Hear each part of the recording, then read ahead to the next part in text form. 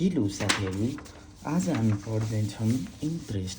अब यसमा हामीलाई क्वेसनमा खासमा कस्तो हुन्छ भन्दाखेरि दुई प्रकारको आउन सक्छ। एउटा यदि कम्पाउन्डेड समथिङ समथिङ, अब क्वार्टरली, मन्थली, सेमी एनुअली, यस्तो प्रकारको आउन सक्छ। अब यस्तो भन्दाखेरि यो चाहिँ आर भनेको जे इन्ट्रेस्ट दिएछ त्यही नै हुन्छ, त्यति केही फरक पर्दैन। अब हामीलाई यदिकै इन्ट्रेस्ट रेट अब क्वार्टरली दिएछ भने चाहिँ के गर्ने? अब हामीलाई सबै इन्ट्रेस्ट रेट 5 दिएको छ अरे। अब हामीलाई क्वार्टरली भनेको छ। क्वार्टरली भनेपछि R/4 = 5 गर्नुपर्छ। अनि आर भनेको चाहिँ हाम्रो 20 हुन जान्छ। अब यसको लागि पनि अब यो गरेपछि चाहिँ फर्मुला हुन्छ हाम्रो। अनि त्यसको फर्मुला चाहिँ आई इफेक्टिभ निकाल्ने चाहिँ 1 + R/m m-1 यो वाला फर्मुला लाउने हो। यसमा चाहिँ के हुन्छ, m भनेको क्वार्टरलीकोले 4 हुन्छ। अब त्यसै गरी अब मन्थली सोध्यो भने 12, सेमी एनुअली सोध्यो भने 2 हुन्छ। अनि यो पनि अब R/4 छ नि त, यो 4 भनेको क्वार्टरली। अब यदि मन्थली सोधेको भए 12 हुन्थ्यो, अनि सेमी एनुअली सोधेको भए 2 हुन्थ्यो। यसरी हुँदै जान्छ। अनि यति हो, यति बुझ्नु पऱ्यो। अब हामी एउटा क्वेसन गर्छौँ है। अब यसमा चाहिँ mister 8 wants to have 20 lakh for engineering study of his son after 15 years भनेपछि यसो गरेर यो 10 वर्ष अनि यो 15 वर्ष भयो। 15 वर्षमा फ्युचरमा यसले कति चाहिन्छ भनेर 20 लाख चाहिन्छ भन्यो 15 वर्षको लागि। अनि how much rupees does he have to deposit end of each year before its retirement in saving account that earns 4% quarterly interest. यसमा क्वार्टरली इन्ट्रेस्ट मात्र भनेछ भनेपछि यसमा क्वार्टरली इन्ट्रेस्ट मात्र भनेछ। त्यसो भए हामीलाई थाहा छ R/4 भनेको अनि इन्ट्रेस्ट कति छ 4% छ। अब आर भनेको हाम्रो 16 हुने भयो, 16। अब एम भनेको 4। अब हामीले यसमा इन्ट्रेस्ट निकाल्ने आई इफेक्टिभ अहिलेको फर्मुला त्यही हो, 1 + R/m m-1। अब यो भनेको 1 + 16 / 4 4 - 1। अब यो हामी क्यालकुलेट गर्छौँ। यो कम्पाउन्डेड भनेको भए जे थियो 4% थियो त्यही नै हुन्थ्यो हाम्रो आर। 16/4 को पावर 4 - 1।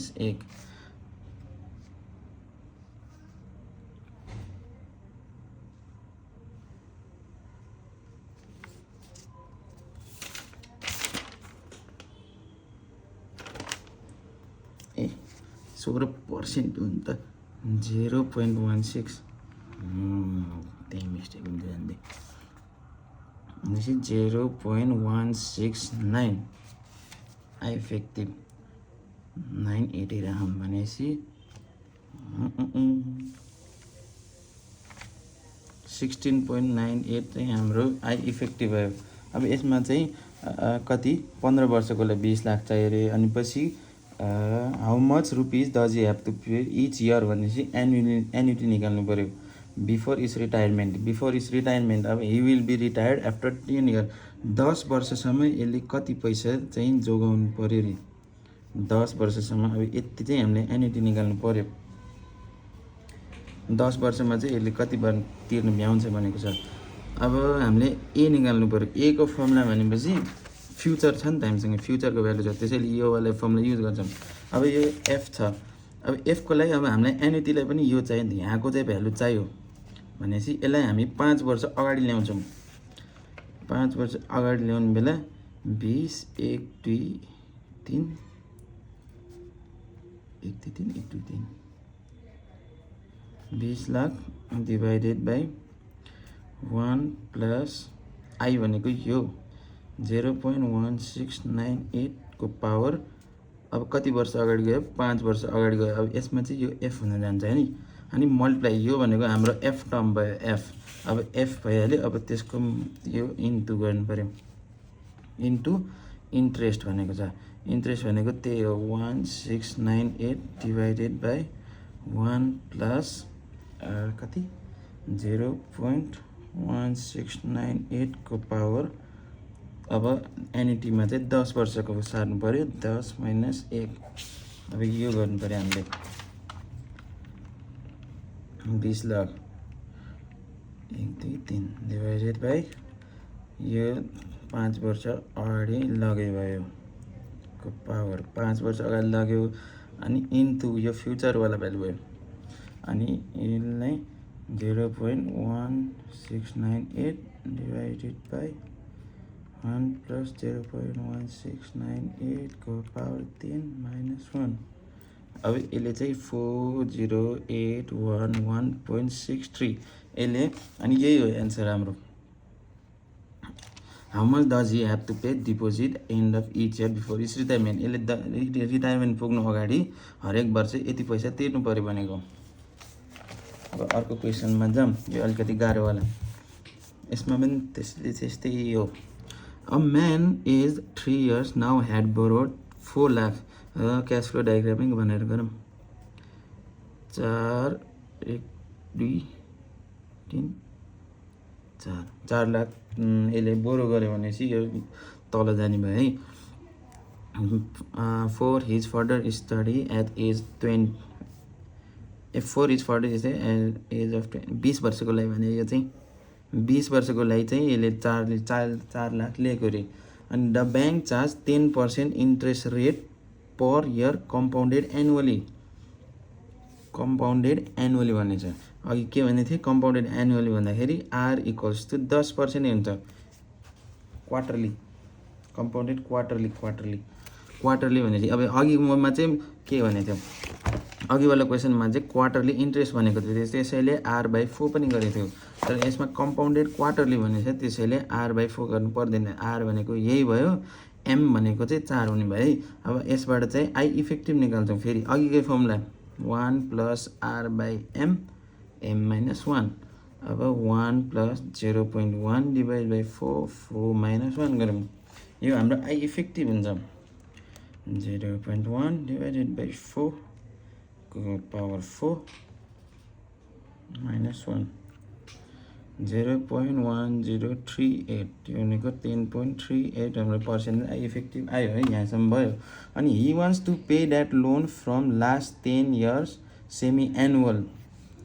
एनुअल अब यसले 20 वर्ष छ अरे होइन लास्टको 10 वर्ष यति लास्टको 10 वर्ष चाहिँ he wants to pay equal instalment भनेपछि हरेक वर्ष यसले 2 जति तिर्छ अरे 10 वर्षसम्मको लागि अब यसमा ए निकाल्नु पर्यो कति आयो भनेर निकाल्नु पर्यो and now he just clear the loan what amount did he pay in each instalment यसले लास्टको वर्षमा चाहिँ एन्युटी गरेर इक्वल इन्स्टलमेन्ट गरेर कति निकाल्यो तर यो चाहिँ सेमी एनुअली तिर्यो नि त त्यसैले अब यसको लागि पनि छुट्टै आइ हुन्छ अब यसको लागि सेमी एनुअल अब यसमा केही भनेको छैन नि त त्यसैले अघिवाला फर्मुला यिनीहरू चाहिँ फर्मुला लगाउनु पर्यो अब सेमी एनुअल भनेपछि आई इफेक्टिभ भनेको 1 प्लस हामीसँग आई इफेक्टिभ पहिले छ त्यसैले आई को पावर अब एनुअल सेमी एनुअल भयो नि त त्यसैले 1/2 भयो यदि अब क्वार्टरली भनेको भए 1/4 हुन्थ्यो त्यही हुन्छ फरक हुन्छ मन्थली भनेको 1/12 हुन्थ्यो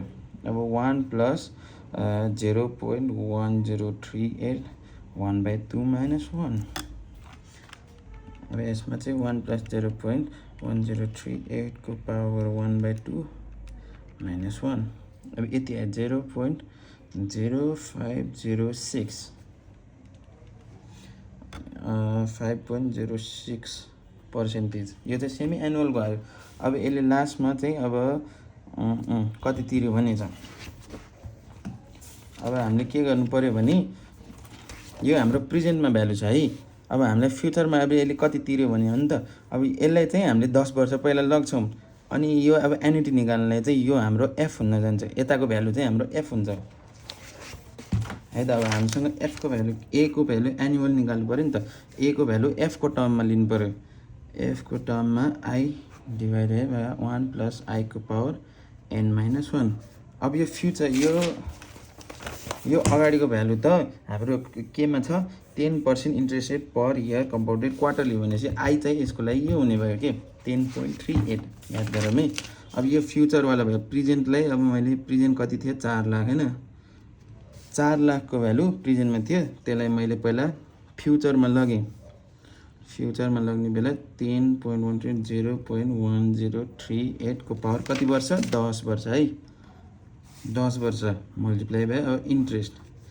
इन्ट्रेस्ट अब यो पछाडिको अब यो चाहिँ सेमी एनुअली तिरेको भयो नि त हामीसँग आईको भ्यालु यो छ 0.0506 अनि यो चाहिँ हुन्छ हाम्रो इन्ट्रेस्ट सेमी एनुअलको लागि 0.0506 डिभाइड बाई 1 प्लस 0.0506 को पावर कति वर्ष लागि 10 भनेपछि यो पनि 10 वर्ष 10 20 सम्म पुग्नु पर्यो नि त यति आयो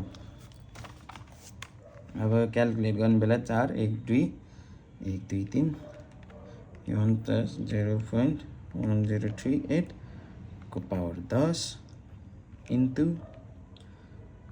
0.0506 divided by 1 plus 0.0506 को पावर 10 वर्ष एन्युटी गयो नि त -1 भनेपछि यति चाहिँ यसले लास्टको 10 वर्षमा सेमी एनुअली इच इन्स्टलमेन्टको चाहिँ यति हुने भयो यति दुईटा